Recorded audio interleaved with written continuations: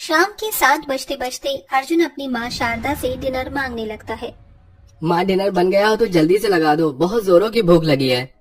तभी रसोई में से झांकती हुई शारदा देवी चौंकते मिजाज से बोलती है, हे अर्जुन, टाइम देखा है? अभी शाम के 7 बज रहे हैं और तुझे इतनी जल्दी भूख लग गई है। थोड़ा सब्र कर ले, माता रानी की जोत बाती करके डिनर बना रही हूँ। कुछ देर में शारदा डिनर रेडी करके परोसती है और अर्जुन माता पिता और बहन के साथ डाइनिंग टेबल पर खाना खा रहा होता है। तभी फोन पर लगातार 3-4 मैसेज आते हैं तो चिढ़ भरे मिजाज से शारदा बोलती है, अरे इस चिलकोजे को चुप करवा ले बेटा, तब से टोई टोई कर रहा है, खाने के टाइम भी सब्र नहीं। ला दे फोन, मुझको दे। ओह नो, फंस गया बेटा अर्जुन। स्क्रीन पर अलीना के मैसेज शो कर रहे हैं, अगर माँ ने देख लिया तो लंका लगा देंगे। माँ कुछ भी तो नहीं है, कंपनी के मैसेज हैं। अब मेरा पेट भर गया। अर्जुन फटाक से फोन उठाकर कमरे में चला जाता है। तभी उसके फोन पर विदेशी नंबर से वीडियो कॉल आता है जिसमें अंग्रेजन सी लड़की जिसका नाम एलिना होता है वो बोलती है, थैंक गॉड अर्जुन, तुमने फोन उठा लिया। कहाँ था तुम? एलिना, वो मैं सबके साथ डिनर कर रहा था। दोनों काफी देर तक एक दूसरे से बातें करते हैं। अर्जुन जहाँ बहुत पूजा पाठ वाले घराने का लड़का था, वहीं एलिना अमेरिकन अंग्रेजन लड़की थी।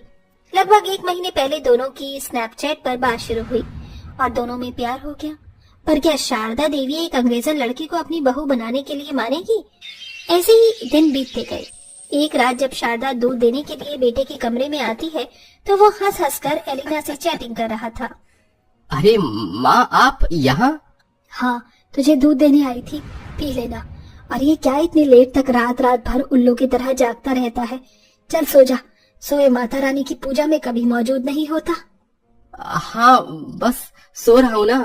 बेटे का बदला बदला स्वभाव देखकर शारदा अपनी गांव वाली बहन रज्जू को फोन मिलाकर सब बताती है तो रज्जू मिर्च मसाला लगाकर उसे भड़काती है। हे शारदा जीजी, लड़के के लक्षण देखकर तो लग रहे हैं जैसे प्यार के चक्कर में पड़ गया हो। आजकल के बच्चे तो अपनी मनमानी करते हैं। मैं तो कहती हूँ लल्ला का कोई सुंदर सुशील लड़की देखकर चट मंगनी पट ब्याह करवा दो। पत्नी आएगी तो खुद जिम्मेदारी आ जाएगी। तू उचित कहती है रज्जू, मैं कल ही पंडित जी को बुलाती हूँ। अगले दिन जब शारदा बेटे के कमरे में आती है तो वहाँ खत पड़ा हुआ था जिसमें लिखा था, माँ, मैं अमेरिका जा रहा हूँ, किसी बहुत खास काम से, लौटकर सब बताऊंगा। हो सके तो क्षमा करना, आपका बेटा अर्जुन। प्रणाम।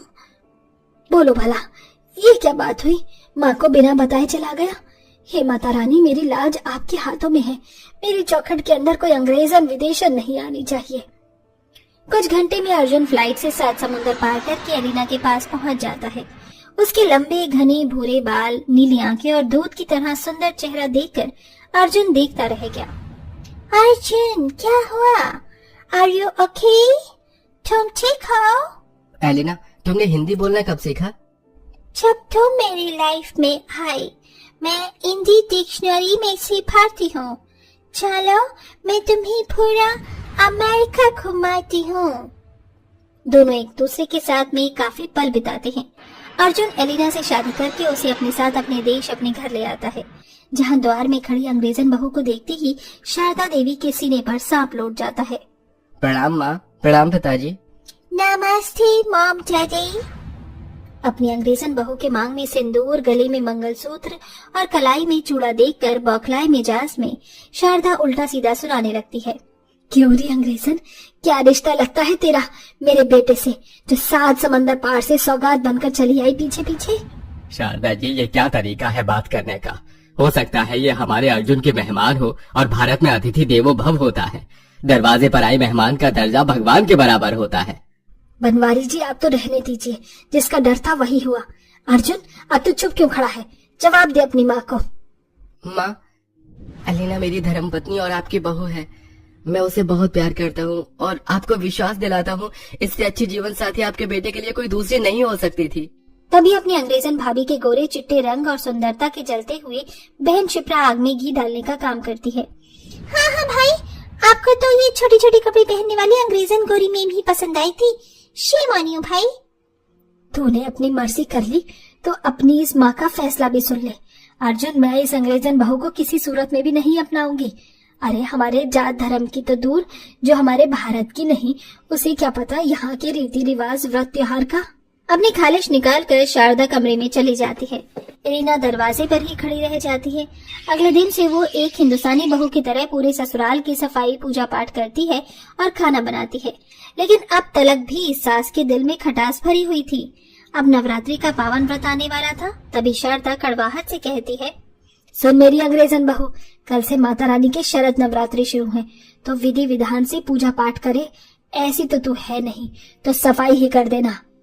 इतने में अपनी अंग्रेजन भाभी को सताने के लिए ननंद शिप्रा बाल्टी भर के गोबर लाती है। ये लो मेरी गोरी गोरी दूध की चट्टोरी अंग्रेजन भाभी, आप पूरे घर मंदिर को इस गाय के गोबर से लीपना।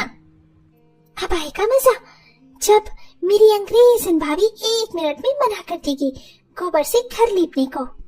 लेकिन पूरी श्रद्धा के साथ अंग्रेजन बहू बिना नाक मुंह बनाए गोबर से घर आंगन मंदिर लीपती है। और नवरात्रि के पहले दिन बिना किसी की जगाए तड़के भोर में उठकर नहा धोकर साड़ी पहनकर आरती की थाली सजाती है और फूलों की माला गूंथते हुए अंग्रेजी भाव में भजन गुनगुनाती है। ओम जय अम्बे गौरी, माया जय श्यामा गौरी, तुमको निष्ठिन सेवत, माया जी को निष्ठिन सेवत, हरि ब्रह्मा शिवरी। अंग्रेजन बहू के भजन से सास की नींद खुल जाती है। हे माता रानी, 7 बजने वाले हैं और मैं अभी तक पलंग पर पड़ी हूँ। माता रानी का दरबार सजाना है, माला बनानी है, थाली सजानी है, प्रसाद बनाना है, सब कुछ कैसे होगा। सास जल्दी से स्नान करके मंदिर में आती है तो सारी तैयारियां हो रखी होती हैं। प्रणाम माँ जी, सारी तैयारी हो गई है, अब स्थापना कर दीजिए। मैंने भोग लगने के लिए शीरा और पंचमेवा भी तैयार कर दिया है, लेकर आती हूँ। अपनी अंग्रेजन बहू की नवरात्रि व्रत की आस्था भक्ति को देखकर सास प्रसन्न हो जाती है। दोनों मिलकर नवरात्रि की पूजा करती है। तभी थाली में से सिंदूर लेके सास बहू को लगाती है। हमारे हिंदुस्तान में मान्यता है कि सुहागन औरतों का सिंदूर जितना लंबा होता है, पति की उम्र भी उतनी लंबी होती है। इसलिए पूरी मांग भरा करो। अच्छा लगा तुम्हारे मन में नवरात्रि की भक्ति देखकर, सदा खुश रहो। अपनी सास के दिल में प्यार जागता देख अंग्रेजन बहू की आंखों में आंसू छलक जाते हैं। डबडबाई आंखों से माँ दुर्गा को वो धन्यवाद देती है।